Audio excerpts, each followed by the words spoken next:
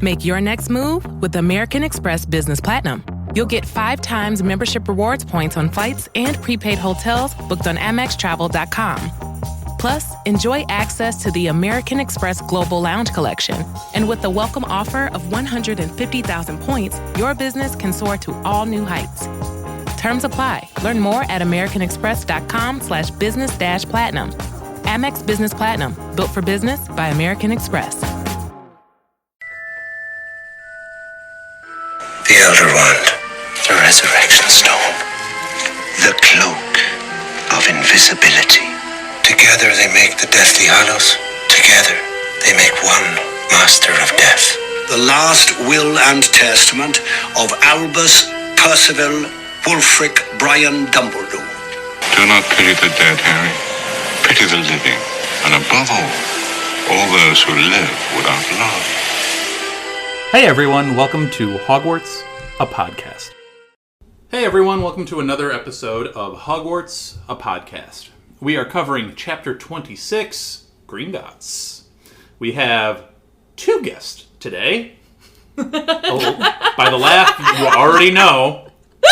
Hi everyone. That is Elizabeth. And we have Jen. Hey guys. Starting out the episode with an Elizabeth laugh. We've been having a good time pre-episode too, so yeah, this is a big episode. There's a lot going on, and it's got a little bit of everything. It's got some planning, some tactical strategy, and a whole bunch of action. So no shout-outs today. Too big of a chapter. We're just going to get into it. And obviously it starts with the planning for the invasion of Gringotts. And then later on, we get a little surprise encounter that they do not expect, because naturally things do have to go off the rails. Can't ever go smooth. And then we actually do get the invasion of Gringotts in this chapter. So as they're setting up and planning for the assault on Gringotts, Hermione is going to actually take the rest of the Polyjuice potion. Because remember, they only have enough for one of them to take it.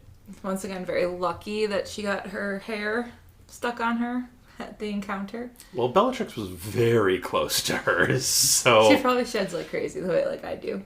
My hair sheds. Mine does too. Yeah. I feel like that's you have long hair, your hair is going to shed. Yeah. I'm just glad she didn't get too close to that like peacock in the, the gardens of the Malfoy Manor or something like that. Or Fenrir. Can you imagine that? Greyback? His hair? Oh, that would have been... Place? Oh. That'd be bad. That would be pretty gross. Yeah, that do you think it would work for him if he's werewolf? Wouldn't that be part human, same way it wouldn't work for Hagrid? Probably. I think that would complicate matters for sure. Because Hermione's already had one mishap with Polyjuice potion. I don't think she wants to... Pomfrey to help this time. Yeah. I don't think she wants to double dip on that experience. But yeah, Hermione's going to become Bellatrix. She starts to think about the actual wand that she will use, because it's Bellatrix's wand. And she has this fear of the wand, almost. And specifically all that wand has done. And Harry is generally dismissive of this, and is like, man, I should have a great I told you so moment here, because of all the grief that Hermione gave him about the Blackthorn wand. And it wasn't working right, and it wasn't really feeling right. And Hermione was very dismissive of Harry at that time. But Hermione points out that this is the wand that killed Sirius. And tortured the Longbottoms. Not a happy wand. So after Harry remembers those wonderful facts, he wants to immediately snap the wand in a very violent fashion, which I don't think any of us can probably blame him for. Hermione ends up saying that she wants a new wand like Luna got, because apparently Ollivander made her a new one and sent it over to Shell Cottage. Which I have questions about, because I get that Ollivander can obviously make wands for people. That's his job. But we've learned the entire book that the wand chooses the wizard. So how is it that the wizard can create the wand specifically for an individual person? Like, is it just because he's spent so much time with her, he knows her personality in order to be like, okay, Luna needs a unicorn core with lots of flexibility and 13 inches? Like, How do you know? I wonder if it was just a replication of the wand that she had. That was my initial thought. Yeah. Maybe not a perfect replication, but as good as he could have gotten. Close enough to where if she would have a suitable wand. I'm more concerned about why did he do Luna's first? Best thank you, I guess.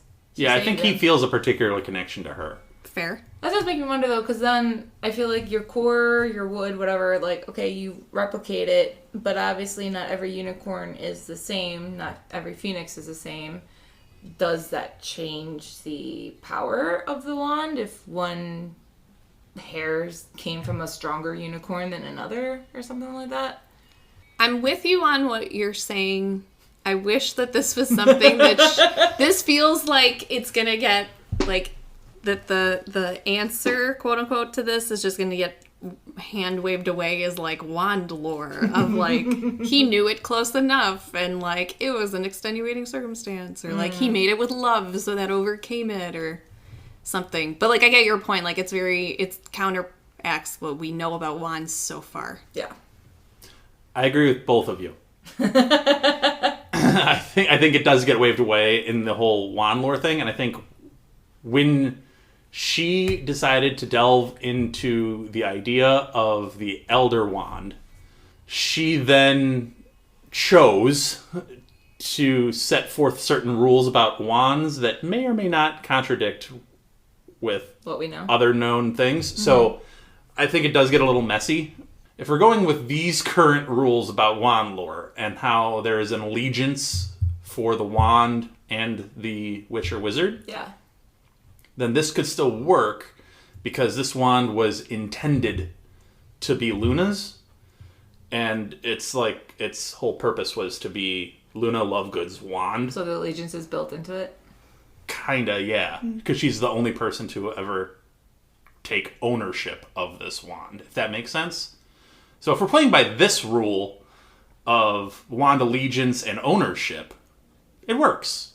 If we go with what you were saying of the wand chooses the wizard, then it gets a little murky. So it depends on how strongly that is yeah. the case for all wands, and also how much is it. Could it be an oversimplification that they tell kids just to hand wave away a lot of the complexities so that they don't have discussions on the nuances of actual wand ownership? I think you're also right, Jen, in that, so Ollivander obviously knows the specifics of Luna's wand. And if it can't be a one-for-one complete duplication of the wand, he at least knows what wand she had to match it as best as he can.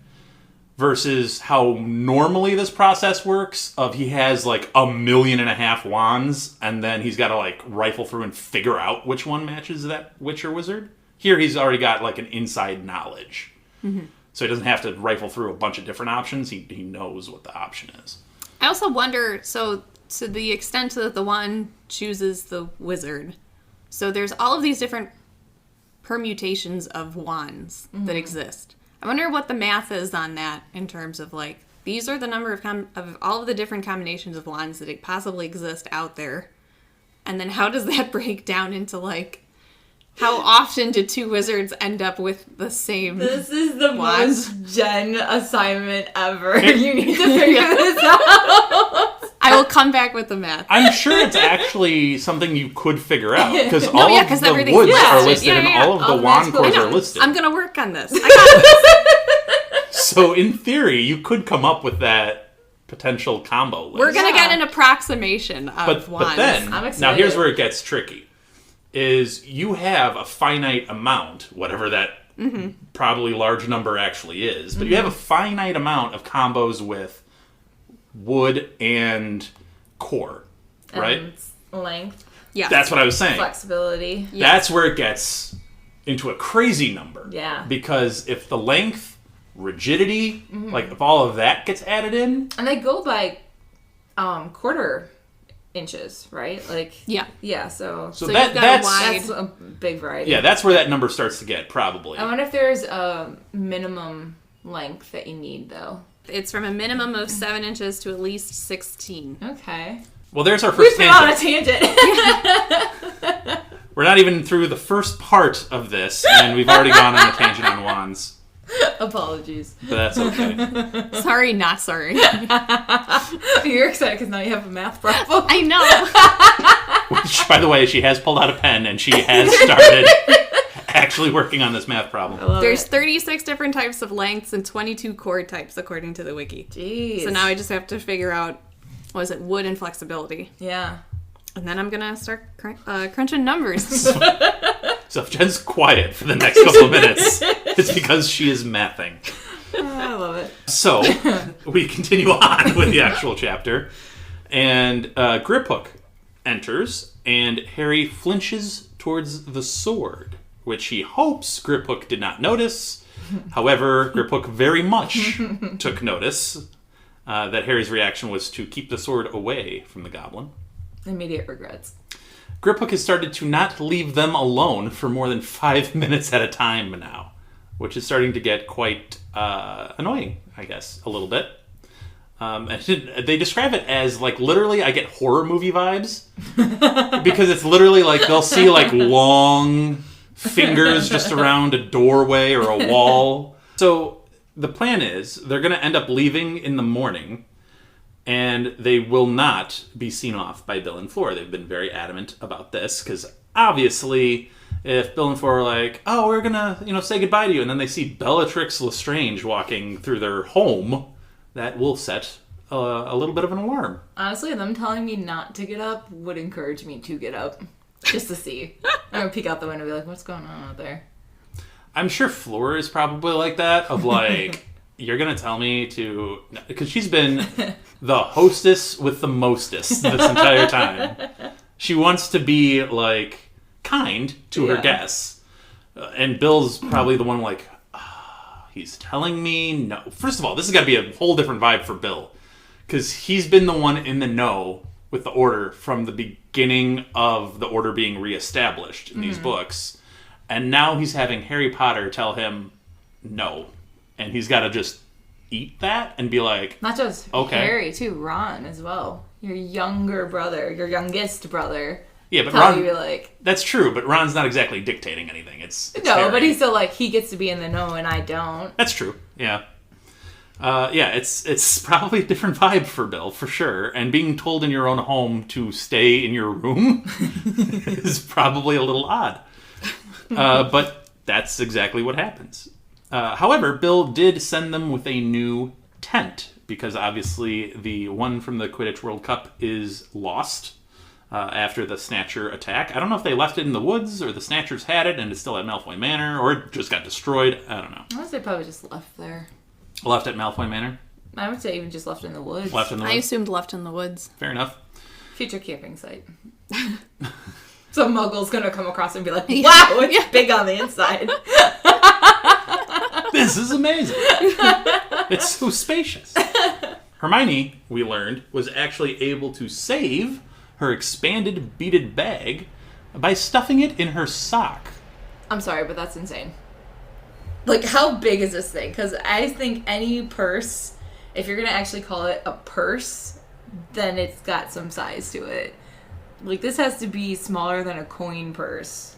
I was thinking... picturing this. So I was thinking like a handbag initially. I was thinking handbag initially, where it's like significant enough to maybe put a phone or a wallet inside. Maybe nothing bigger than that, though. Yeah. Now Like, small enough to get into a concert venue. Now I'm thinking... Yes. It is like a coin purse. Yeah. Like, it's like a little small... Yeah, this has to be a coin can purse. fit in the palm of your hand coin purse. Which is crazy because I've always imagined some kind of strap to it. Like, that you could either put around your shoulders or across your whole body or something, or at least around your wrist. Like, I was thinking wristlet. wrist. Yeah. But... And the idea that she got away with stuffing it down her socks and nobody noticed this lump coming out of her ankle. We're thinking about this in 2025. The series took place in like the 90s. Purses back then. No. I'm saying the socks. So we got, our generation got used but I wasn't No, but that's picturing not like even- ankle socks. I'm picturing literally like the ones that go the up tube your... socks. But if you like roll down your, they can be bulky. Not bigger than a coin purse. But so the coin purse isn't bulky either, because she's placed an extended charm on it. So I'm thinking the coin purse is still Well, thin. I'm still picturing picturing it as thin, but even still, if you had like ankle It's not like high, a bulging. if you have coin like purse. ankle high socks and you're still shoving it into your ankle, even if it's down a little bit, like your socks are maybe not tight enough to really cling to your leg, it's still gonna create a lump. I don't know if it's a baggy enough or bunched up enough sock. I don't think a thin coin purse might be able to show up. You know what this calls for? What? We need the fans to send us pictures of coin purses shoved on their socks. Can you get away with it or not? Anyone out there willing to experiment and send us a picture? If this I was- would love to see If it. this was Mythbusters, right now I would say this is plausible. You're saying busted. I'm saying busted. I'm saying plausible. I'm saying busted. There's no way, in my opinion, that you can put a coin purse in any sort of sock, in any sort of rolled scenario where it's not going to show. We gotta test it. Jen, this might be some Instagram content. We might be able to put this out there as like a reel. Does anyone here have a coin purse? I have a few. Yeah. Okay.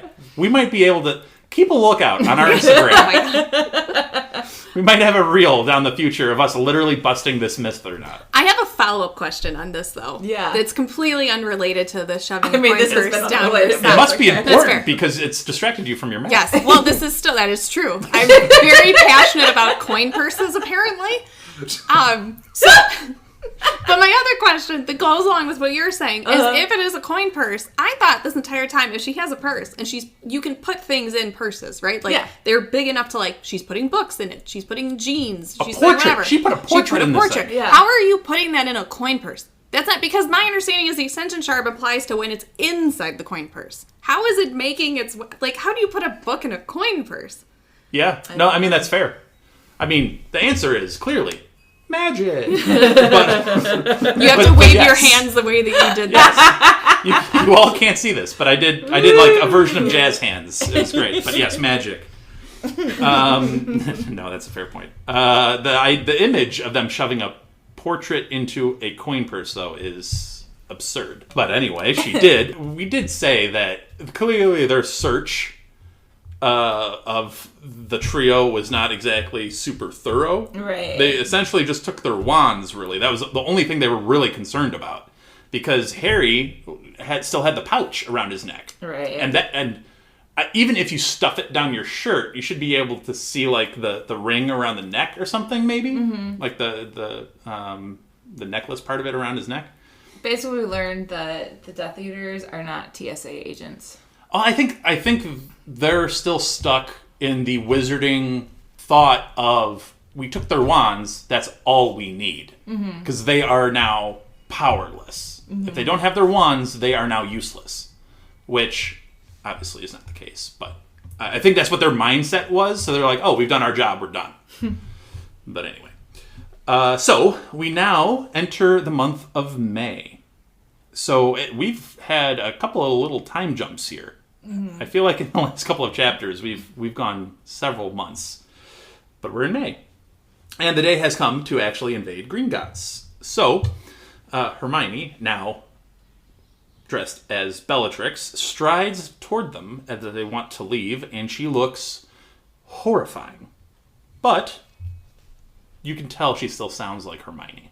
She said she tasted horrifying, too. She was so gross. That really is such a disgusting thing to know that different people can have different tastes. I honestly like the concept of like how you are as a person determines your taste, and I think my curiosity would be like, okay, what do I taste like? But at the same time, like, it is a little weird. I do like the fact that Harry looked at Dobby's grave one final time, and he said how it's such a beautiful location, and the grave is starting to have this nice weathered look to it. And he once again thinks with like this longing, like, I wish I could know how Dobby was able to know where to come to rescue us, because that secret is now lost to the grave with Dobby.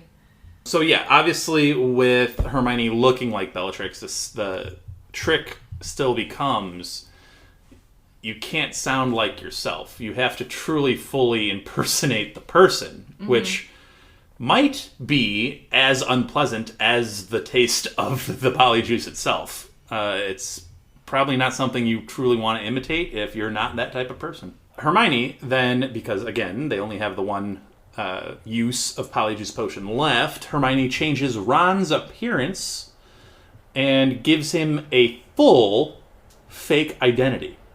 They actually figured out how to give him a believable identity that they can't figure out very easily. That identity is Dragomir Despard, who's from Transylvania, and he has a thick brown beard, long wavy hair, no freckles, a broad nose, and heavy eyebrows.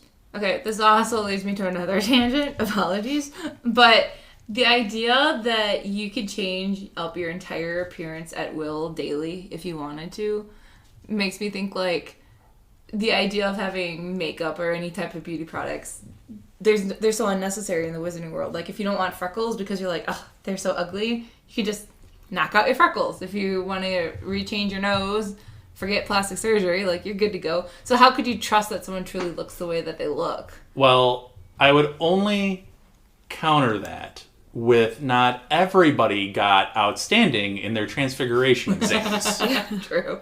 So what I would tell you is it's probably either very similar to how it is in the real world of there's probably people that are skilled at it that you can go and pay to change up your appearance, or there probably are still beauty products that you use to accomplish some of the same effects. We do see in Order of the Phoenix, I want to say, where it's Marietta is trying to hide the bumps that spell out. She is trying to use makeup to cover it. I know they talked about whichever one it was, trying to curse off her pimples. I mean, like, well, don't do that. That backfires really badly. It's just curious me that, like, I don't know, we people will, like, literally tattoo freckles onto their faces because they're like, oh, it's a beauty thing or whatever, and you could just be like, have it or don't, whatever. That would be so cool to be able to change my appearance at will. Mm-hmm. I would love that. I feel like that's why most people would want or dream about going to a place like Hogwarts where you can literally learn transfiguration, which would be so cool. And yet, so many students seem to just nonchalantly throw away that potential education, which blows my mind. I don't understand some of it's that. so useful. It's so cool. It's because students are students regardless if it's regular or magical. I mean, that's fair. They don't want to do it. They're so desensitized to, like, the cool aspect of it. But I did love the idea that, okay, we have actually given a fake identity with an actual background. It's plausible. Like, you can make it up. You could roll with whatever tangent comes in because it's all made up anyway. So you can kind of just roll with it. I like Ron specifying that he didn't want his beard to be super long. He's like, it gets in the way. My favorite part of this whole interaction is they ask Harry his opinion on it, and Harry looks at Ron and is like, not really my type, but I guess he'll do. I love that. A funny little quip. But Harry and Griphook end up being under the invisibility cloak. I have done my math. Jen has math to report. This is breaking news. Do you have a breaking news soundbite that we can play? I don't think we do. Da-da-da. It's pure multiplication. Woo! Okay, so taking it from Pottermore, there are 19 types of flexibility, 19 core types, 42 types of wood, and then the length listed on Pottermore is anywhere from 9 inches to 15 inches. So if we're doing that by quarter inches, that's 24 types of inches. So you do 19 times 19 times 42 times 24, which means there are 363,888 possible combinations of wands. Dang. That is insane. Say the number again. 363,888. And from what we've talked about many, many times on this podcast, I can't believe there are nearly that many witches or wizards, possibly worldwide, total. Yes. I guess that shows why when Harry's wand meets Voldemort's, and there's the whole connection thing where it's like, ooh, this is rare. Yeah. And that's only one aspect of the wand. That's not even like wood type or flexibility. Or All right, whatever. Matt. It was just that they had the same core. Okay, Jen, get on that math. How rare is that possible? No, obviously that's a cool. crazy number considering, again, I don't think there are that many witches and wizards in the world.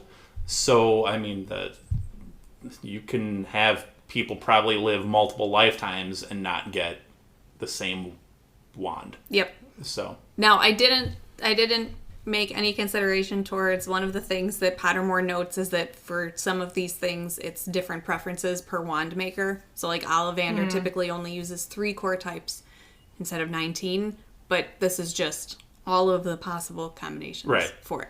So I wonder if all of these details about people's wands get documented, like, particularly famous people. Like, I wonder if Godric Gryffindor's wand was, like, known.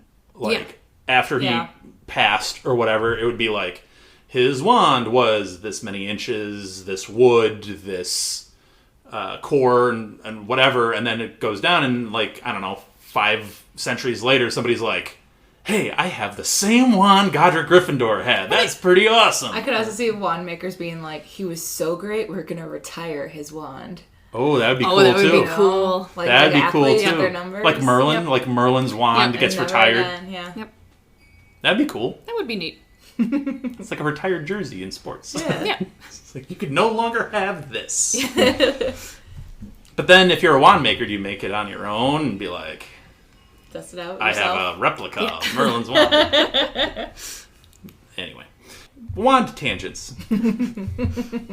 So they obviously leave Shell Cottage and they arrive outside of the Leaky Cauldron.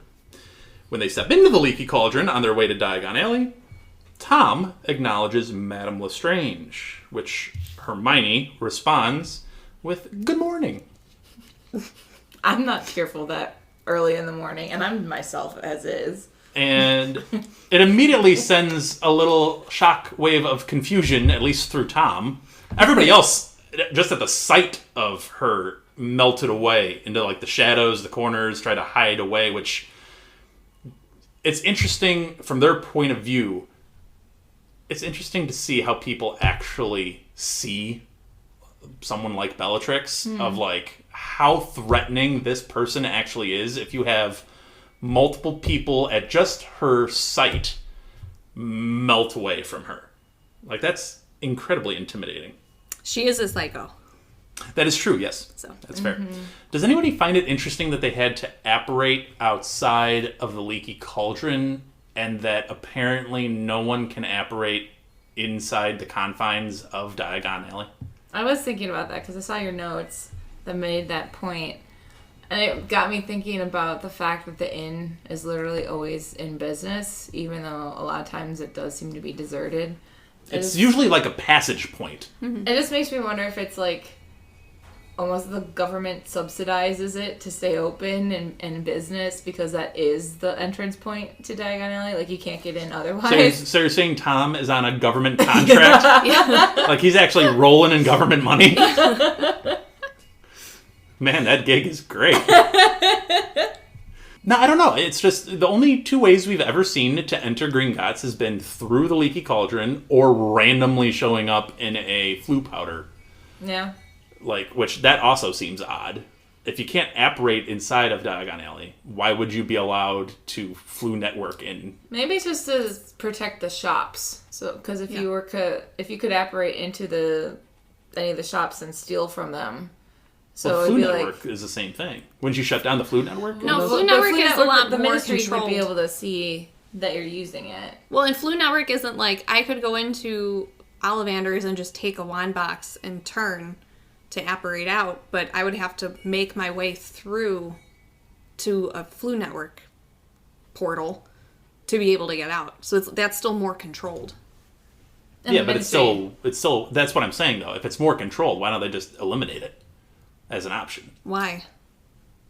For what she said, why couldn't I, after hours, say Borgin and Burks, pop in and steal whatever I wanted to, and then just flu network out? You don't know if you can, though. Well, Harry got in there by accident. Yeah, but it was open. Yeah. So maybe the networks are only working when they're Like during business hours. Maybe. But I could also see the ministry knows who uses each fireplace, so they could also find the person pretty easily and be like, we saw you broke in. Maybe. Yeah. I don't know. That's assuming they're also monitoring the flu networks during non-wartime. I guess it was like a security camera. Like, we could go back into the records and find out who did it. Yeah. Maybe, but, I mean, Umbridge was monitoring the flu network and still couldn't find Sirius and Grimmauld Place. She knew someone broke into But Grimmauld Place was protected by the charm. True, but she knew, like, it was Gryffindor Tower that was being Yeah. used. It was just, she couldn't connect those dots. Just assume that Big Brother is always watching. I don't know. It's just interesting that I'm like, you have this bustling place of wizard commerce, and you can't easily access it through just apparating in and out. You have to specifically go through the leaky cauldron to enter it. It seems I'm more surprised that you can't just apparate into the leaky cauldron, that you have to apparate to the Muggle world outside of it. Because I would think that that would draw more attention from the Muggles, that like, oop, there's a body there. A lot of questions I have about this. But anyway, regardless of how we got there, we are now in Diagon Alley. And the description that we get is more shops than ever have been boarded up. There are some new shops that have popped up, but they're strictly devoted to the dark arts. So Nocturne Alley has seen an expansion. And there are a bunch of posters everywhere with undesirable number 1 and Harry's face all over. Do they really need that? Don't people know what he looks I'm like? sure probably people are well aware. They probably have been well aware. He got recognized as an 11-year-old being away for like... I'm more wondering if Harry grabbed one as like a keeper to put in his trunk. I don't think anybody's putting a lightning scar to look like Harry Potter at this time, so I'm sure they could have probably figured it out. I just want him to have one next to the support Cedric Diggory badge in his trunk. Just be like, undesirable number 1. That's me. I want him to have it in his house. Yeah. Later on in life. Like framed? Yeah. I wonder how much, like we were speaking of Transfiguration before, if Hermione can just like smooth over the scar somehow and at least maybe make the glasses invisible. So then he's no glasses, scar is not easily seen or discerned Make him, or whatever. Blonde or something. Change his hair color, and I wonder if he could probably just get away with that. Like the whole Clark Kent thing. Just take off his glasses and he's probably a completely different person. Like, you know what I mean? Shouldn't be that hard to hide the kid. But anyway. Anyway, there are a bunch of what is described as ragged people in the doorways, and they're begging for gold. However, once seeing Bellatrix / Hermione, they tend to flee before her.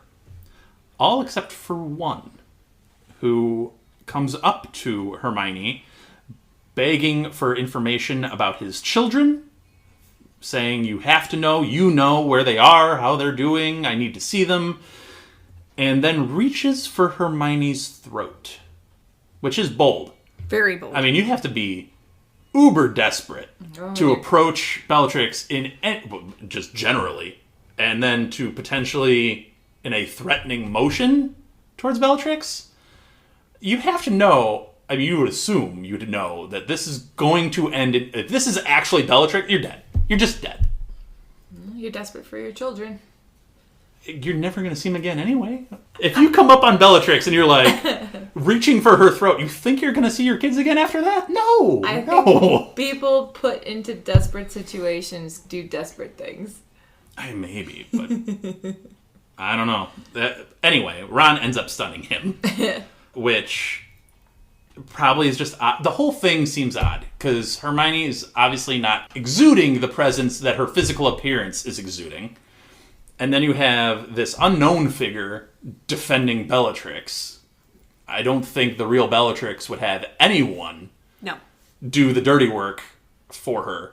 So that seems odd, probably, to onlookers. Well, Harry said it's like, maybe we should abandon the plan, because everyone is either noticing us or they're running away from us. We have put this huge footprint onto Diagon Alley.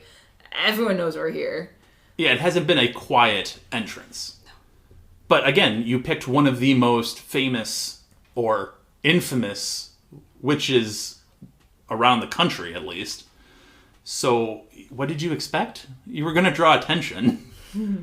That was part of their plan. They acknowledged it. It's like, we're banking on the fact that Bellatrix is infamous so that people would stay away from us. Yeah. So they were aware of it. It was just, maybe they didn't realize just how much attention and how desperate people really were, because they haven't been here in a long time. Mm-hmm. But I guess the question is, obviously we've talked about Hermione and her attitudes in this. How far should she go in this imitation? For example, let me just throw out an example here. Instead of Ron stunning this guy, should she have used Crucio? I don't think that she needs to go that far. I think her stunning him would be suitable enough in the short term for anyone who sees, okay, someone's approaching Bellatrix, she knocks him out. Cool. It's only going to be in retrospect when you think about it and you go, why did she stun him and not Crucio him?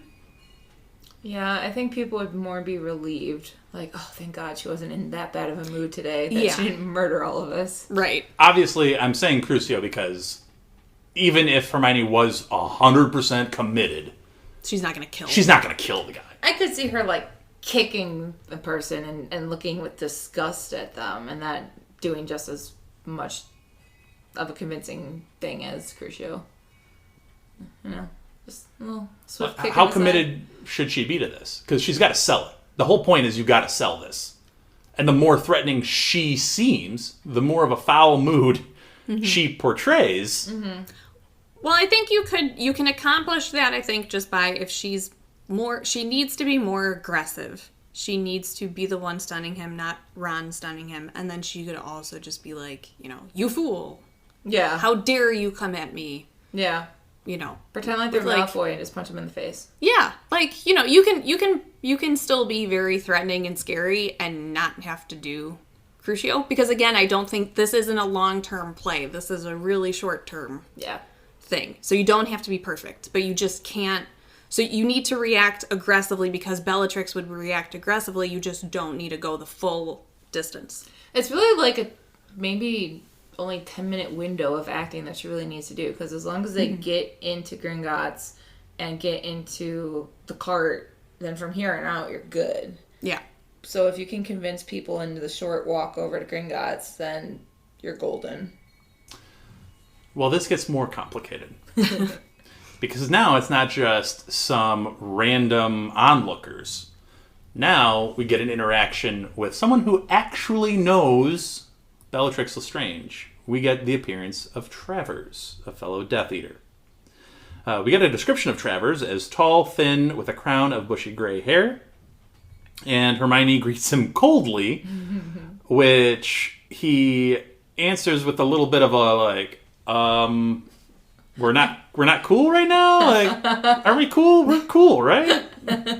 He acts very cool. He answers very calmly and very coolly to it. He's also deferential to her, being like, okay, I still know my place in this, but we should be cool. No, I'm not that much lower than you on the protocol. Not that much. Lower maybe, but not that much lower. So he obviously feels very emboldened to walk up to Bellatrix Lestrange and just have like a normal conversation. So that would indicate at least he's used to being able to walk up to Bellatrix Lestrange and have a conversation. Mm-hmm. Yeah. So he's quite literally sat at the same table as her. So for that point, I suppose they're equals. But I like Griphook having to be the one to be like, he's a Death Eater, you idiots. Like, Harry then does remember that Travers was one of the Death Eaters that was summoned to the Lovegood house. But Travers, surprised to see Bella out and about because the inhabitants of Malfoy Manor were confined to the house after the, how should I word this? Escape? I love her response. She's like, the Dark Lord forgives those who have served him most faithfully in the past. Perhaps your credit is not as good with him as mine is, Travers. You said that. You said that as a 1999 Valley Girl, which I'm not exactly sure. Travers, the Dark Lord. The Dark Lord, he forgives me. Who served him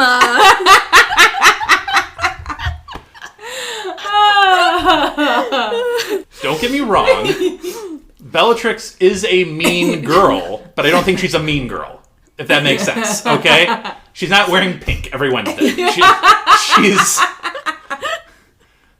She's not that kind of individual. Black is the new black.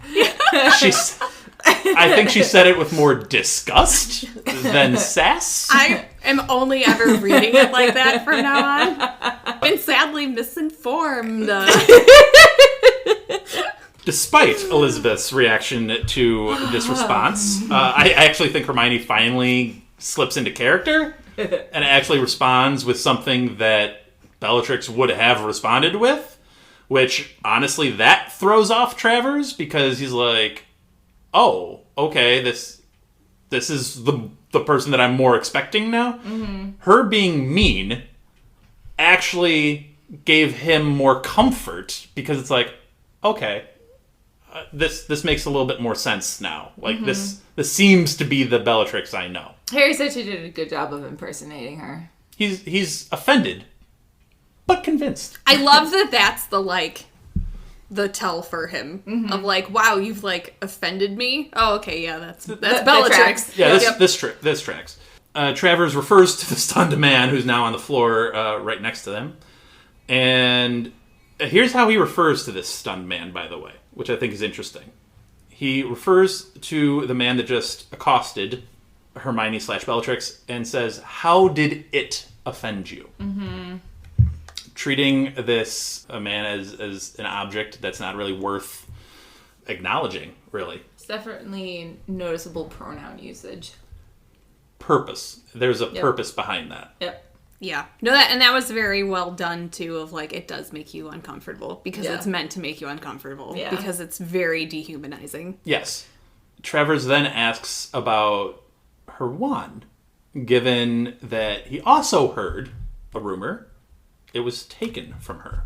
I do want to also point out really quickly, too, though, Hermione picks up on that pronoun usage.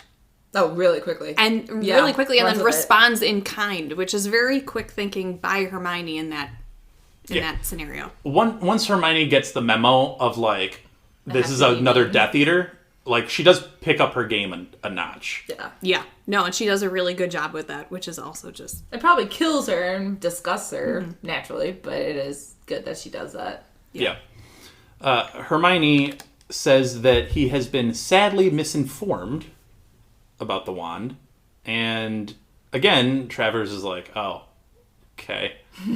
Like, I think this is where Travers is starting to put two and two together, because he's asking question after question after question when he's clearly picked up on something is off. Mm-hmm. I've heard from very good... He is a Death Eater. He's probably gotten the memo of I'm sure every other Death Eater was like, did you hear what happened? Oh. Yeah. Oh, I'm sure it was all the talk. Uh-huh.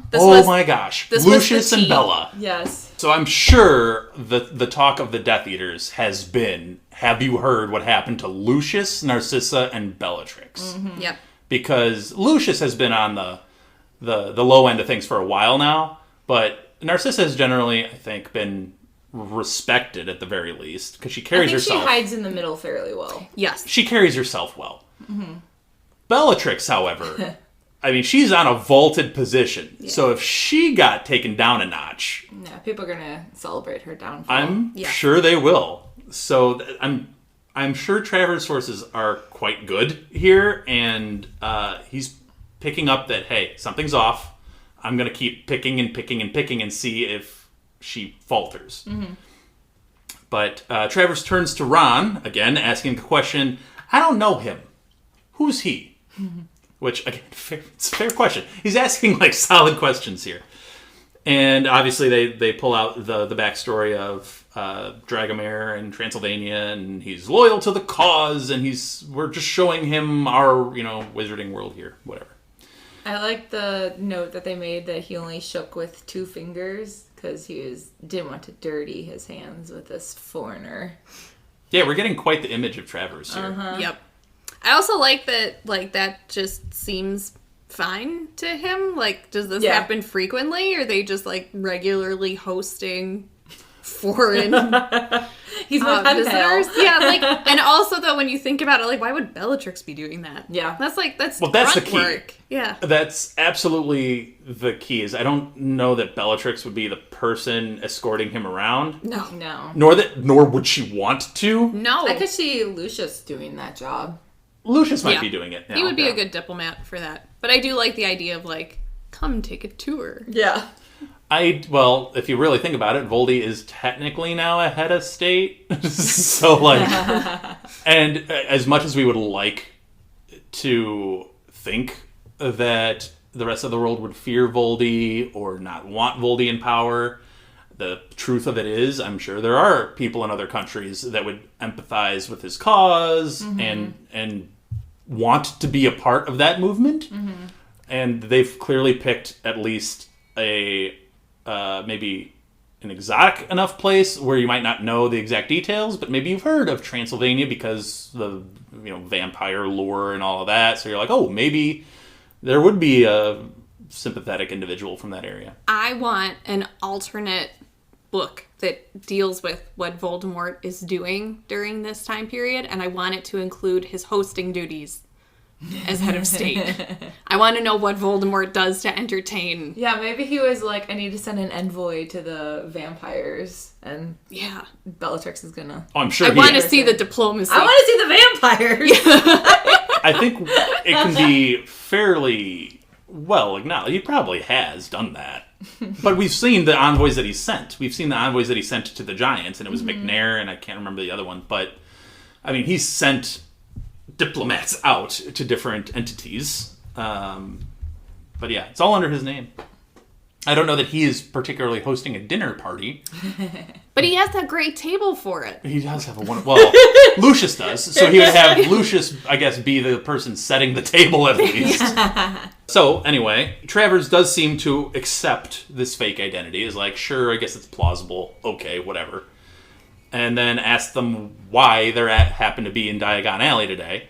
And they said they're off to Gringotts. And he's like, oh, that is so funny. I am actually off to Gringotts. I'll go with you. Do you think he actually was going to Gringotts? Or do you think he wants to play this out further? I honestly do think he was just going to Gringotts. You think he's genuine? He Same. was Yeah. there just to go to Gringotts. Yeah. I don't think anyone wants to hang out with Bellatrix more than they have to. Yes, but if he's suspicious that this might not actually be Bellatrix, do you think he wants to actually, like... Yeah, but if he's wrong about that... Then he pays for it. I think he's suspicious, but not as much as you might be portraying him as. I think he's just kind of like, oh, okay. Well, I think he's really suspicious because, like what Jen said, how long do you really want to be in Bellatrix's presence? So why are you asking pointed questions? If you asked her 2 questions, she's probably stunning you. Like, let's be real. If you ask her 2 questions, I'm sorry, what happened to your wand? She probably stuns you. Like, right there. She's probably torturing you right at question 2. No, I like, the fact that you even got to question 4 is I could like... see it as him being like, okay, I'm going into Gringotts. Ugh, I have to deal with those goblins. And I have somebody who's a Death Eater with me, and I know she's scarier than I am, so I'll let her do all the scaring, and I get to skate on her coattails and just be intimidating as I come into this goblin bank.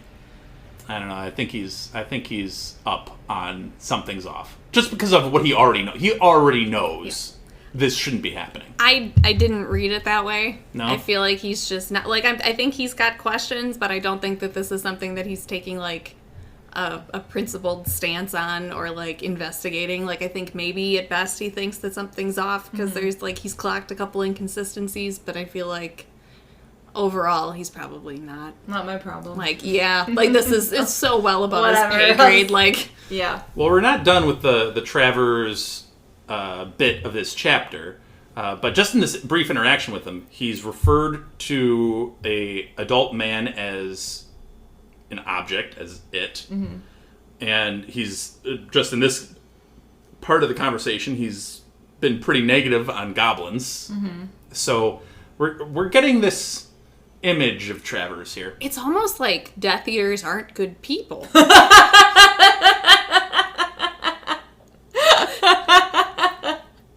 gave you that sense, Jen? Hot take. Hot take? Hot take. You can quote me on that. Well, if there's a better way to end part 1, I'm not sure I have it. So we'll pause right here. We'll take a break, and we'll be right back with part 2. Before we get to our break sound, I'd like to acknowledge our friend Andy, who helps us produce our intros and our break sounds.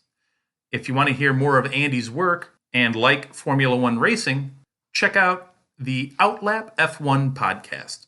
It's your one-stop shop for Formula One news, insights, race previews, and reviews. You can find them wherever you listen to podcasts, and they even have a YouTube page. So check out Andy, Cody, John, James, and Deanna, and join them on the Outlap. This episode is brought to you by Indeed. When your computer breaks, you don't wait for it to magically start working again. You fix the problem. So why wait to hire the people your company desperately needs? Use Indeed's sponsored jobs to hire top talent fast. And even better, you only pay for results. There's no need to wait. Speed up your hiring with a $75 sponsored job credit at Indeed.com/podcast. Terms and conditions apply. Dobby has no master. Dobby is a free elf. All right, we are back with part 2 of chapter 26, Gringotts, and we might actually get to Gringotts in this chapter. Spoiler alert, we're at Gringotts. So That was fast. I know, we got there real quick. No, this part we deal with the actual invasion of Gringotts, I guess. I like that you keep calling it an invasion. Yeah, I don't like that word. I don't know. What's It's the like better a word? Mission Impossible. Dun, dun, dun, dun, dun. We probably can't cover that, but we'd get sued. But like trying to get into the actual building itself is like, it's a sneaky thing. I love how everything we've learned up until this point has been like, don't do this. Yes. Like, from every angle of the wizarding world has been like, don't do this. They have a poem about it. They do, Once you write poetry, it's serious stuff. Yeah. says the English teacher. Well, like he said, that there's the new addition outside. There are the 2 wizards with their probidity probes, which they said detect concealment spells, hidden magical items, all that kind of stuff. So Really lazy with the name of that, though. Yep. Yeah, but Harry had to cast Confundo on them in order for them to sneak by.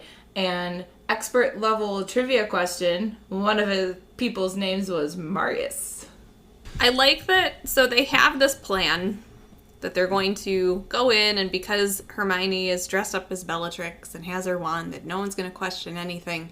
And it's just been nothing but questions lately. But then also they had this plan of like, we're going to be subtle and we're just going to be able to slip through. And instead they're just, Ron's hitting people with spells, Harry's hitting people with spells. It's kind of become chaotic. It really has.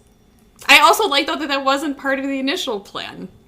No, they thought this was... I mean, Harry did think. He had the thought, like, this isn't going to go smoothly. Like, there are going to be things that pop up. What roadblocks can we possibly think up ahead of time? And to be fair, this is life. Like, whatever you do in life, you think, okay, this is how the day is going to go. And then I thought this recording was going to go a certain way. And then all of a sudden, there are Valley Girl accents. We're doing math. That I did expect, to be fair. But you know, you have a plan, and then random things happen that you never knew were gonna be a thing. So here we are. No, Hermione gets up to the goblin at the end of the long hallway of Gringotts and wishes to enter her vault. And Travers takes a step back. Travers was first. Travers got his key. Everybody was like cool with that. Awesome. And then Travers just kind of steps to the side. Him and several other goblins in the hall turn their attention to this interaction. Which also sets the scene of, like, everybody knows this is odd. Yep. Literally everybody knows this is off. And I feel like Travers is just sitting there just being like, arms crossed, being like, how's this going to go? This is going to be fun.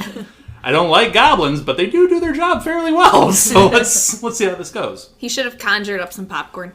Yeah, right? The goblin asks for identification.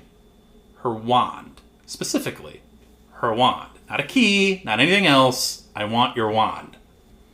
Griphook immediately is like, they know. They know something's off. And Harry realizes that the goblins must be aware that her wand was stolen. Almost as if, hey, it's like, think of this as your credit card was stolen. What's the first thing you do? You try to notify like the bank and cancel the card or cancel the debit card or something like that. So the bank knows, hey, my credit card might be used. It's not me. Mm-hmm. And this is essentially the Wizarding World version of that, where they're literally trying to check privacy and safety. And Griphook suggests that Harry use the Imperious Curse to get out of this. Remember, during planning, Griphook was particularly interested in harming others. Particularly witches and wizards, but clearly he doesn't mind harming other goblins as well, which might be a little questionable. Griphook is such a wild card. He really is. That said, though, the Imperious Curse doesn't necessarily have to be for destruction and you're still taking away someone's free will. Yeah, but you're not like hurting them as much. I think of the three, it's the least. Yeah. It just depends on the person casting. I think it's the most. Well, it depends on the person casting it. I like the description of it, though. Harry said it sent this, like, tingling sensation up and down his arm, and it seemed to flow into his mind. So it was like his mind and his wand were connected. Well, he's used the Cruciatus Curse before, or he's tried to. This is his first time casting this one. Yeah. The goblin declares, after being casted with the Imperious Curse, the goblin declares a new wand has been made. Hermione's like, what are you talking about? This is my wand. She's not clued in to the game plan here. See, this is more when I think Travers is 100%, like you were saying, of being suspicious. Because like, oh, really? Which wand maker did you get to create it? We had one locked up and he just got stolen, so... Well, especially because they literally just told him that his information was wrong, and now this goblin is telling him that he was right. So who's correct here? Yeah. So, I mean, now, if he wasn't 100% certain... Now he is. Now he is. Yeah. So, anyway, Travers does approach, curiously, asking about a wand maker. He's like, hey, if you got a new wand, which wand maker did you use? Because part of the escape was the wand maker that we had. So, did you leave the country? Like, how did that work? When did you possibly leave the country? All very valid questions. And then Harry's like... okay, he's asking a lot of valid questions that we don't have an answer to, and Imperium. Could you have explained that away by saying, I had him making me a better, stronger, faster wand while he was imprisoned in the dungeon, so when he escaped, it was already done? Possibly. Like, you could... I don't know... Fudge it a little bit. I mean, he was in your sister's house for... Cellar, yeah. An extended period of time. I feel like maybe... That's true. I don't know if everybody knew the status of Ollivander and how just close to death he actually was. Also fair. That makes me wonder, could you have multiple wands at a time? Technically, I think you probably can. Again, if we're going with the allegiance thing, you probably could. All, like, not to bring it back to wand talk, but like to have your primary wand and then like backup wands that work just as well. Or do they need to have more usage in order to be as strong as your primary wand? Would your wand preference change over time? Could you have like a wand like when you were a kid, and then a wand when you were like a teenager, and then a wand when you were like an adult? Well, I think the idea of wand lore is the wand changes with you. Like, it learns from you, and you learn from the wand. But we have seen Voldemort kind of picking and choosing what wands he wants to use, because he was using his wand originally. That wasn't good enough. Then he was borrowing Malfoy's wand, which I think didn't work for him. It wasn't working the right way, so then he was that seeking the one out... That one shattered. That one split. I think so, yeah. And then, so then he was seeking the Elder one then, since the other two didn't work. So you could kind of, sort of... I don't think it's an airtight argument by any means, but I think you can cast enough reasonable doubt on this situation specifically if you tell Travers, well, we were commissioning a secret wand for me. Yeah. It doesn't hold up, because then when he looks at the wand, it's clearly Bellatrix's wand. There's an out there. It's not a good out, but there is an out. Which then also shows there's a lot of information about other people's wands I think that people For know. everyone to be like, oh, this is this person's wand. I think Harry correctly assesses the situation as, this is a lot of questions from a guy who clearly knows the answers and is testing us. I think what should be Harry done. I think what Harry did in this situation is correct. I'm I'm just saying Yeah. I think that there is a way There's- to have explained it. But I I don't really think that There's all another- of this there's- planning has been correct. Like the idea of having her look at spell tricks, have the wand, all that makes sense. Yeah. It's just that because of the circumstances we literally just had with escaping the Malfoy Manor, that's why this isn't working right. Yeah. Yeah, I don't think Harry has a choice here. No, I don't think so. And either. I think Travers is getting more and more on point with his questions and more somewhat aggressive with his questions. Yeah.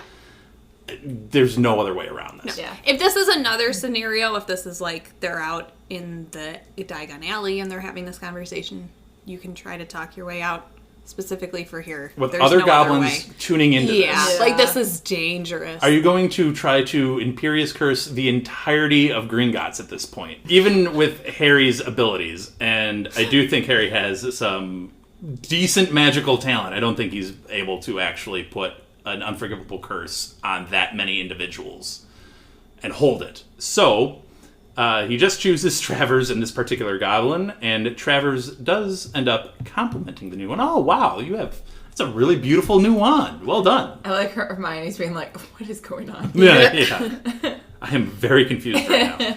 But the goblin jumps down from behind his desk and eagerly helps the trio. And Travers, by the way, as the goblin is coming around the side and being like, oh, I'll help you out, get the clankers over, get the keys, like, we'll get you down to your vault. Travers, meanwhile, is literally just standing there open-mouthed, a little drool coming down, just staring blankly. He hit him hard, I guess. Harder than that, or he didn't have much going on in his mind. Like, Well, it's weird. I don't think he had a goal. Like, he had the goal with... we learned the name is Bograd, but he had a goal with Bograd is to get us to the vault. So that's what Bograd is doing. Travers, he had nothing. He was like, you need to shut up. Like, so that's what Travers did. And he's just staring blankly with his mouth gaping open. One of the other goblins that's watching this whole event go on rushes over to Bograd and is like, hey, you are aware that we have some special instructions regarding the Lestrange vault, right? Like, we have special security set up. Like, we're... Hint, hint, nudge, nudge, what are you doing? Yeah, like, what are you doing? And Bograd just like, whatever, stop. We're taking them to the vault. It's their vault, we're taking them. Okay.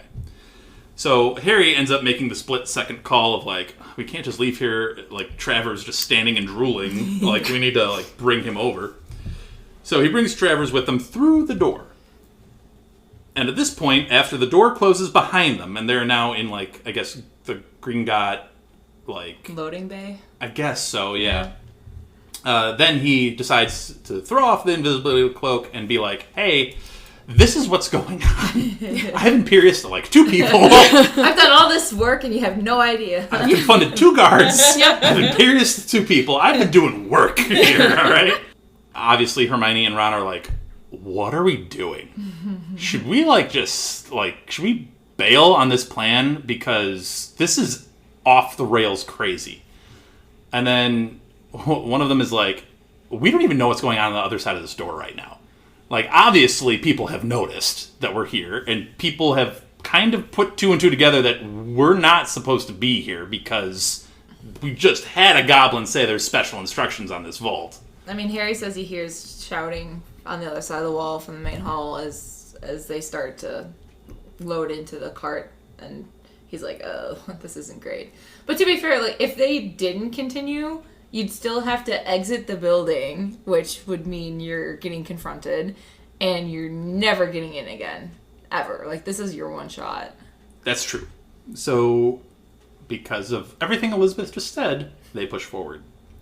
Harry, however, tells Travers to go hide. I love that detail. And as they depart on their cart with Bograd, they see Travers wriggling himself into a crack in the wall. Yeah. There's no good, really, way out of this for Travers. No, He's going to look there's really dumb Yes. any way he chooses to. I wonder how long it takes him to wake up and then wonder why he's... Well, he should know that he's observing these things, right? Yeah, he knows. So, it's like he's being hypnotized. Like, okay. I can't stop it, but you're aware of it. So he's going to be really... He sees Harry. Like, he would recognize Harry at this point and be like, Harry Potter just told me to hide in a crack. Yep. That sounds like a good idea. Anyway. As they're departing on the cart, Harry thinks about every mistake that they have made. And the idea of Hermione as Bellatrix plus using Bellatrix's wand when they knew Bellatrix was going to be in trouble and they knew they had stolen the wand. So he's like, yeah, this does seem like a pretty large misstep. So if this is the misstep, I guess my question that I'm going to pose to you two is, how else would you have done this? I don't know if there's another way you could. Like, I really think having Bellatrix with her wand was the smartest play, and trying to be like, I think you're just misinformed is your strongest, most reasonable excuse. That might work once.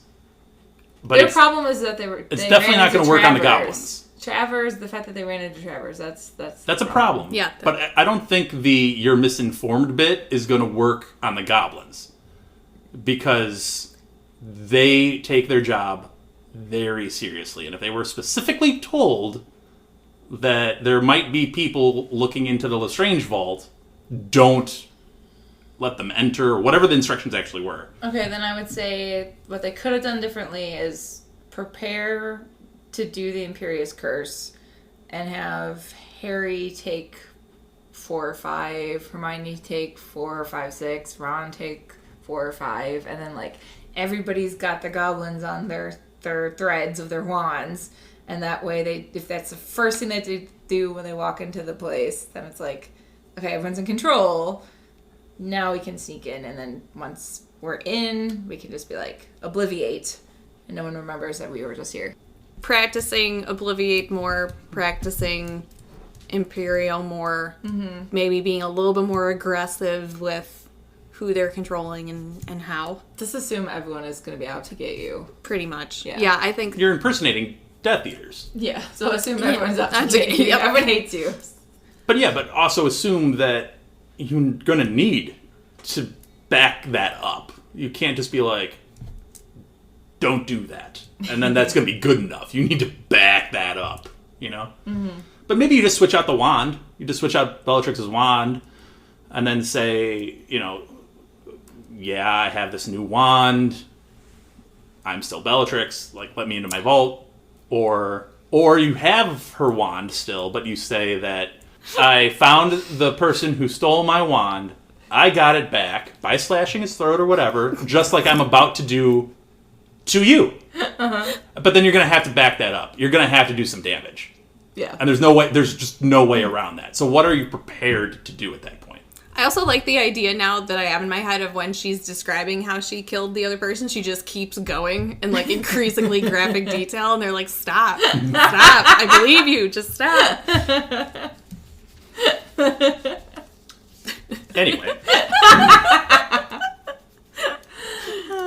There's a long journey that they have that ends up running through a waterfall, which we later find out is the thief's downfall. Why didn't Griphook warn them about this?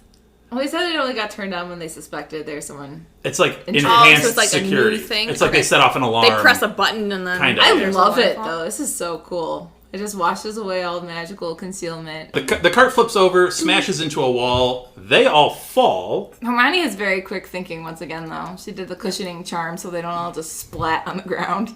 Yeah. They do realize that their disguises are, however, now gone. They obviously know that imposters have infiltrated Gringotts and have set off these defenses. Harry ends up having to reapply the Imperious Curse on Bograd, and they continue on, because they're still not there. They still have a while to go still.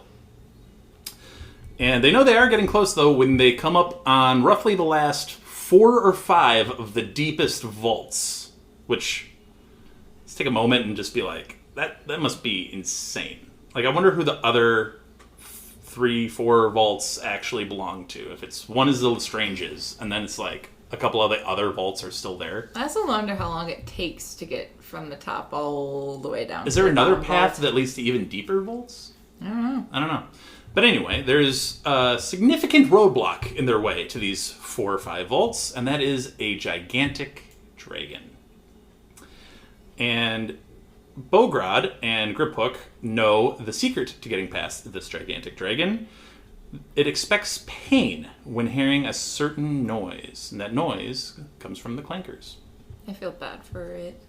Harry notes that it looks like there are deep gouges in the dragon's hide, which, assuming every time they do the noise, it gets hit with something. Yeah. But can you imagine how aggressive that spell or that magical item must be to leave deep gouges in dragon hide? It's one of the stronger substances that we're aware of. Well, I'm assuming they did this to the dragon when it was young, and that this Possibly. dragon has just been held hostage for vast majority of its life. I mean, they said it's old. It's got milky pink eyes because he's partially blind. His scales are flaky and pale. We know his rear legs are chained down into these really heavy metal cuffs. Like, this poor dragon has had the worst life. This would be like the people who keep their dogs chained up outside. It's just now they're chained up on the inside and they can't be out into the open. I just want him to be free. A poor dragon. Yeah, it's a really poor existence from, I think every lore, whether it's Harry Potter or, anything with dragons, Lord of the Rings, How to Train Your Dragon. How to Train Your Dragon, like anything involving a dragon, generally the lore of dragons is they have a higher level of intelligence or wisdom than just your average magical creature. Mm-hmm. So the idea that this creature has been put away. I mean, dragons have always been associated with hoarding treasure, so I guess it makes sense, but it's not like it's treasure. It's just being the guard dog. So this is the exact opposite of like how to care for magical creatures.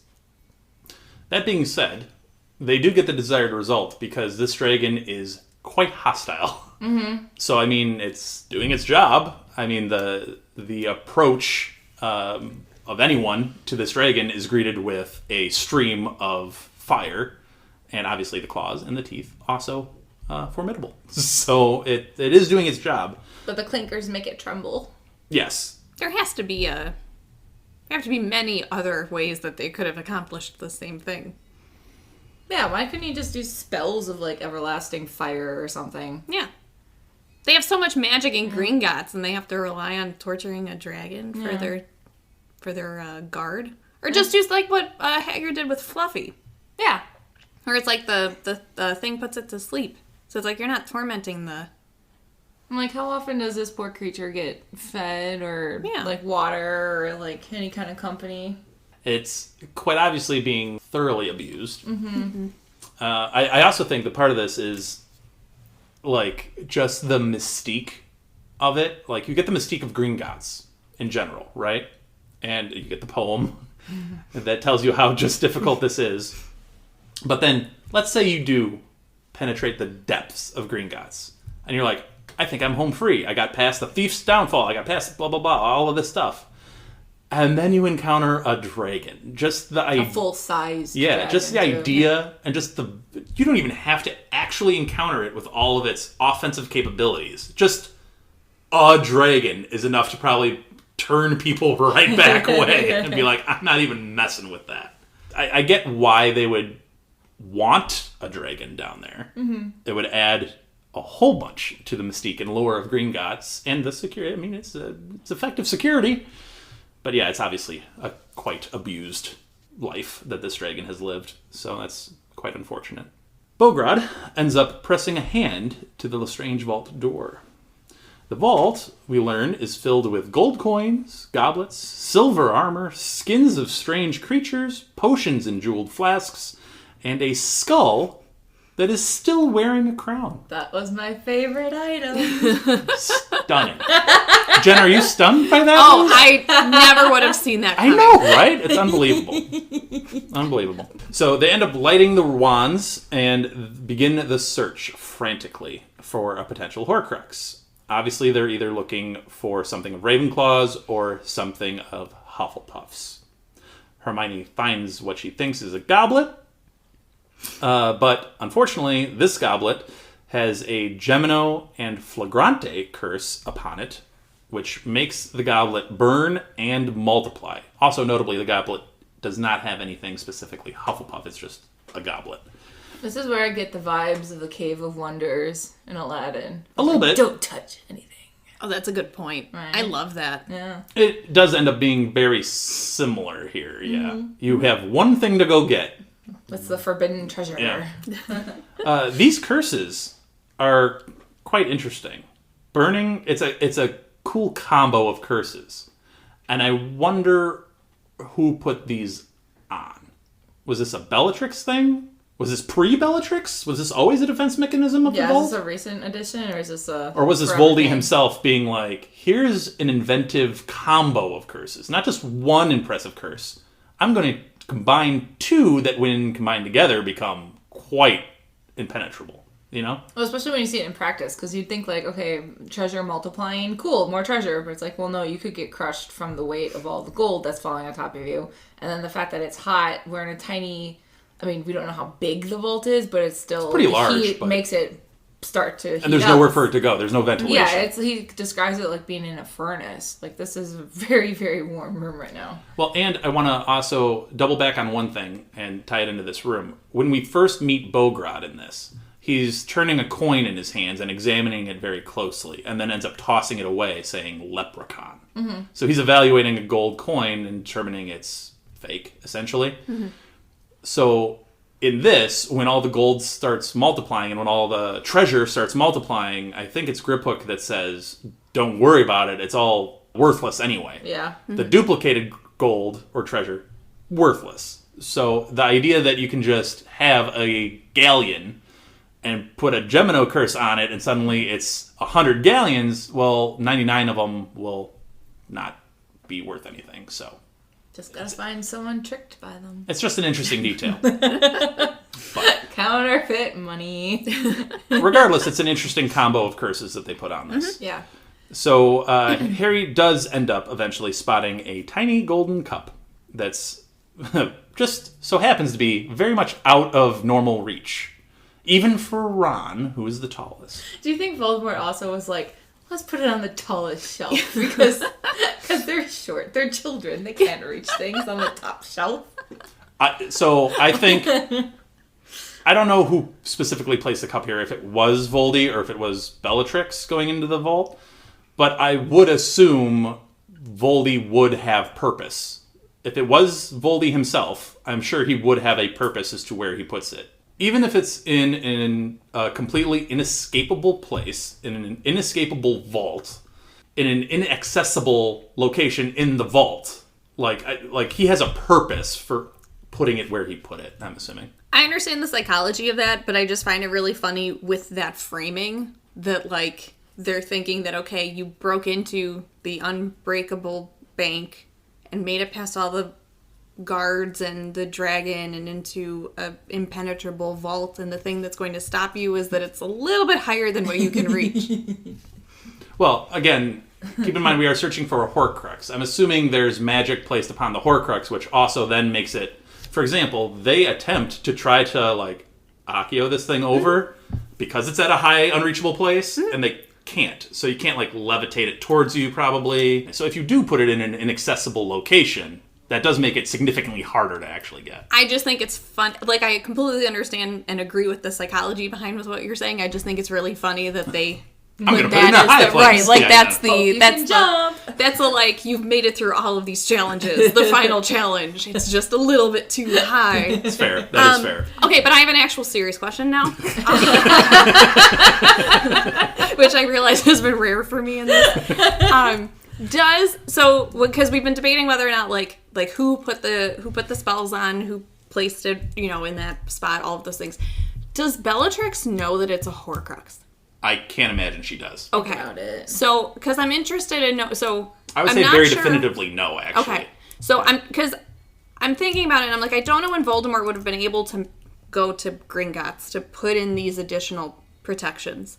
would Bellatrix have put these protections on it if she clearly knows it's something of importance because she had a meltdown in Malfoy Manor over thinking that they had been in her vault. But I wonder to what extent she understands. I think we can definitively say she doesn't know it's a Horcrux. At least, agreed. Let me rephrase.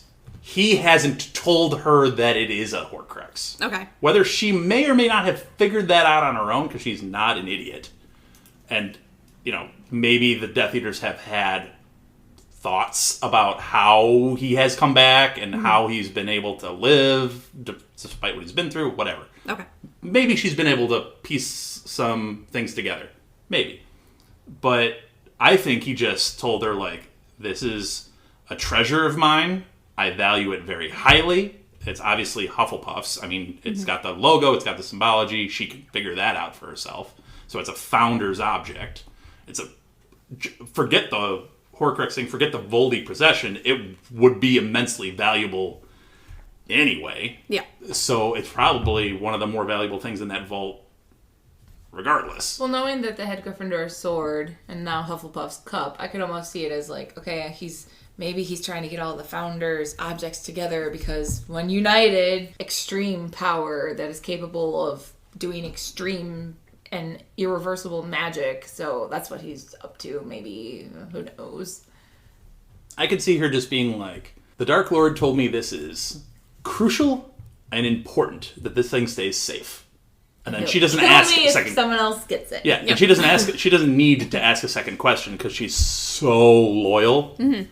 So I could just see in her just buying that at face value and not questioning why. That's fair. Harry, in an attempt to try to reach the cup, pulls out the sword of Godric Gryffindor and attempts to touch one of the cursed objects around him, which does not multiply.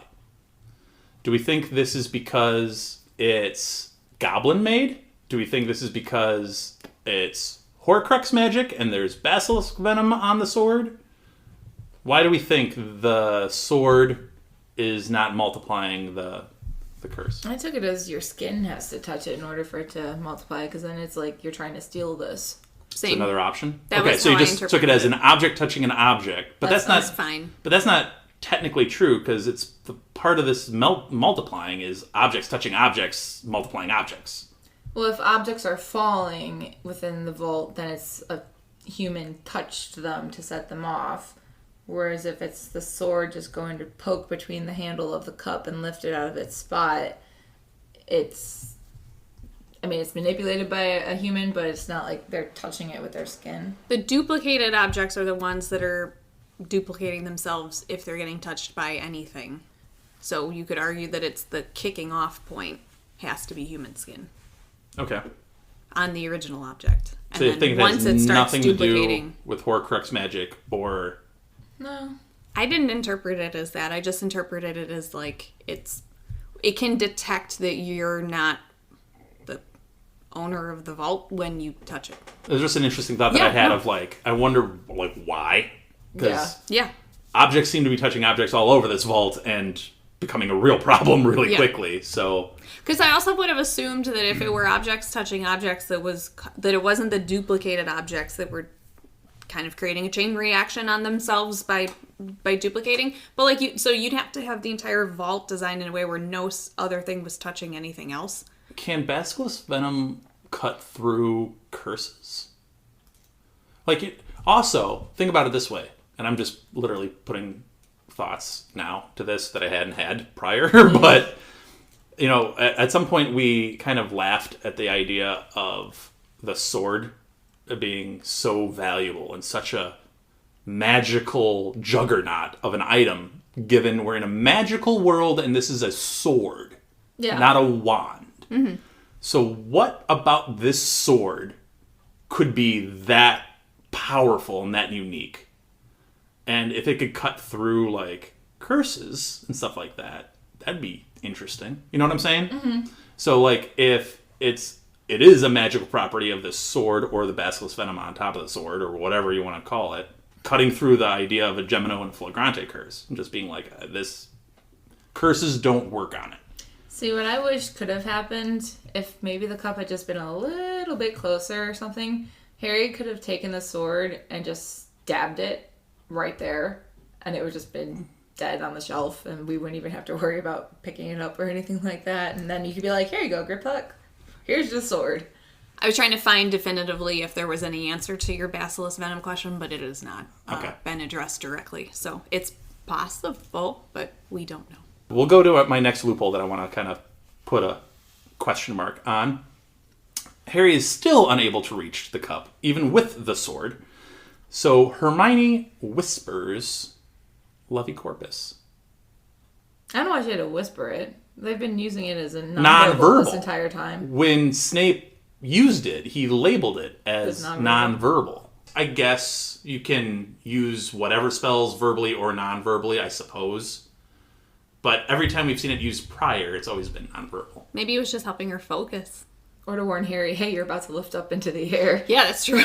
Also, can you even hear her whisper with all of the chaos happening around you? I'm sure it's very noisy in like there. clinking all over the place. Everything's simmering, everything's clanking. I don't know. It just popped out to me as like, it's interesting that they acknowledge she whispers Lovey Corpus. Yeah. When it's been used as a nonverbal. Yeah. But anyway.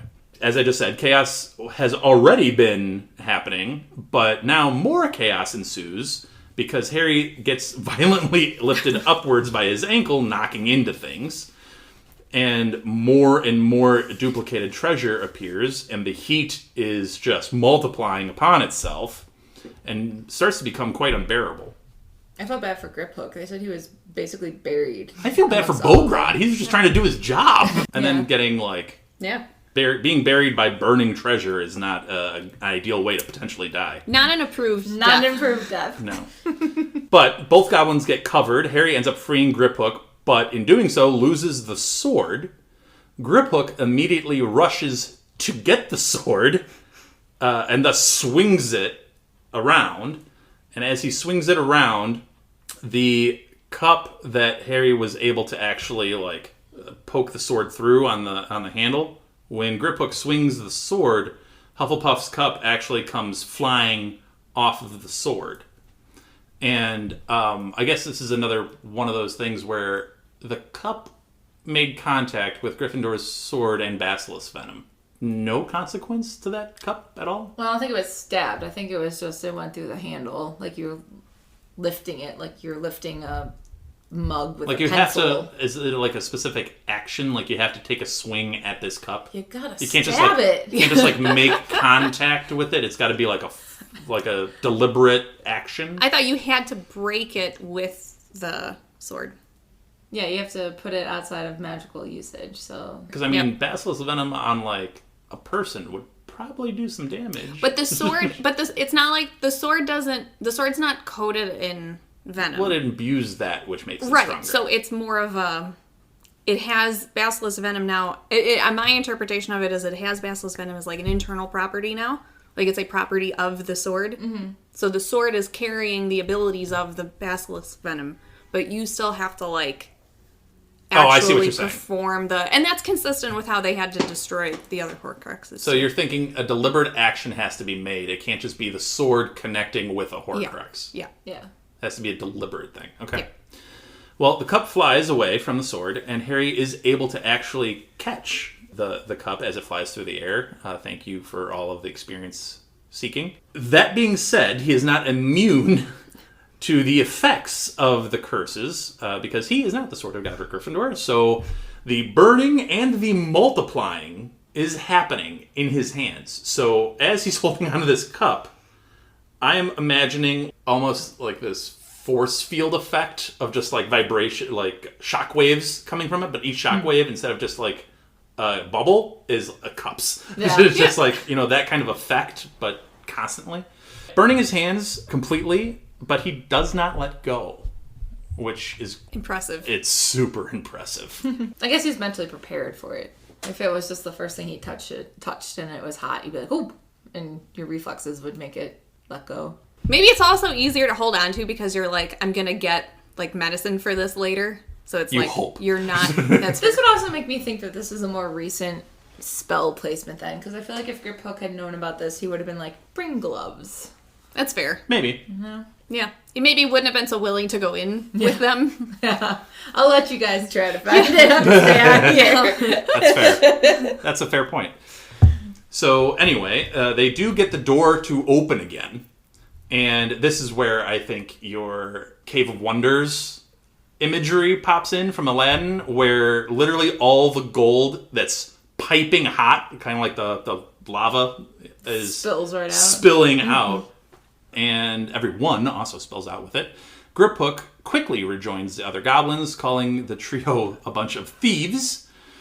The other goblins, daggers drawn, accept him immediately, even though he's also carrying a bit of treasure that was in the vault.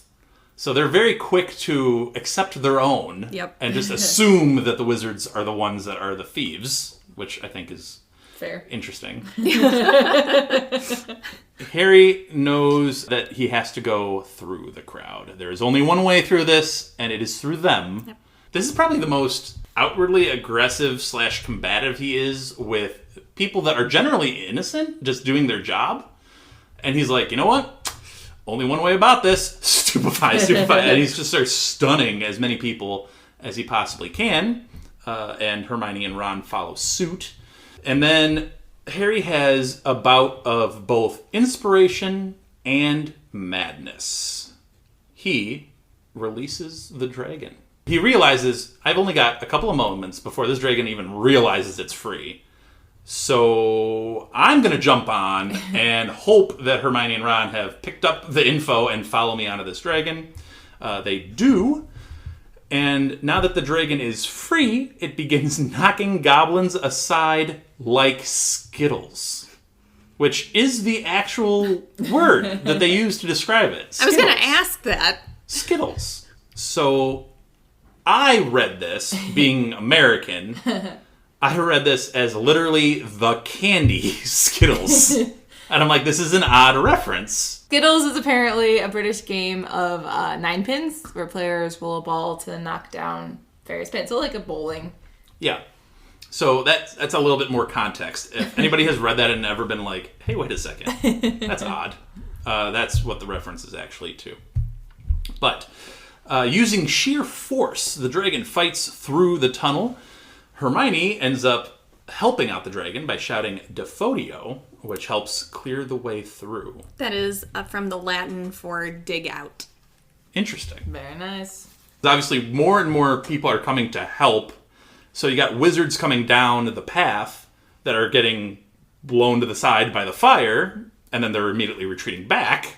And then the back end has the large spiked tail that they describe that is swinging behind it haphazardly, knocking the whatever remaining goblins are still standing away. The dragon ends up reaching the lobby, and thus into Diagon Alley, and thus into the sky. How big is the lobby, or how small is the dragon? So my question was, how big are the doors from this cavern-like environment to the hallway? So yeah, I'm just imagining being like, I'm going to make my own doors and smash. I do imagine that the dragon is somewhat smaller, being kept in this type of captivity than like what we experienced in the Triwizard Tournament. I don't know, if there's 4 or 5 volts that it was protecting, I'm imagining a really big cavern with it just smack dab in the middle and just I think it's smog sized. It's still got to be smaller though. Kept in the dark, it's probably not fed well. Like the movie, it's got to be smaller. The movie version I think is fairly large.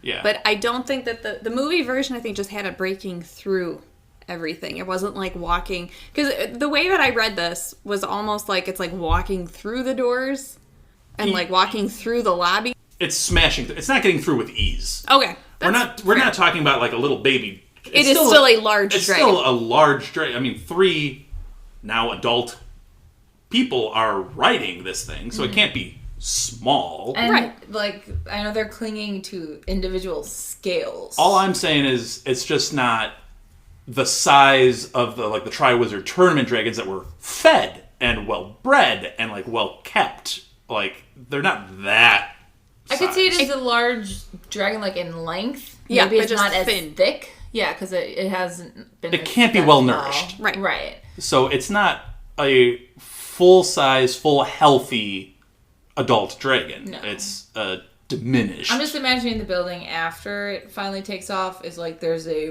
big gaping hole, and you're like, oh gosh, oh, the poem is gone, the Not roof the is poem. gone, everything is just like falling to pieces, and you're like, what happened here? Like a big explosion. You know, we've had a lot of fun on this episode, and we've talked a lot about some very silly things. But I think we should end the podcast on the very real significance of the wizarding economy after their entire bank gets destroyed. No one can get their money. Like, the economy must tank horribly after See, this is when looting starts, of people running in and being like, can I get some... Gringotts pockets? is probably shut down for the foreseeable future. I want to be in wizard trading. This when is the bank why you collapses. don't have all the money in one bank. That's just... Is the Come bank on. wizarding FDIC insured? Like, real problems here, right? Like, the wizarding world, I mean, it's already struggling. My thought but- was less so. I mean, so you're right about the wizarding economy. My immediate concern was more so just if you have a dragon that's like bursting out from the underground, like, is Diagon Alley gonna cave in? Like, what's Yeah. there's suddenly now all of Especially this. because it was knocking down, like, left and Yeah. right, all the supports of the caves. I hope that they Like, the have. whole street's gonna cave in. I hope that the Voldemort Ministry of Magic is properly funding a cleanup crew. Well, where are they How- gonna get the money?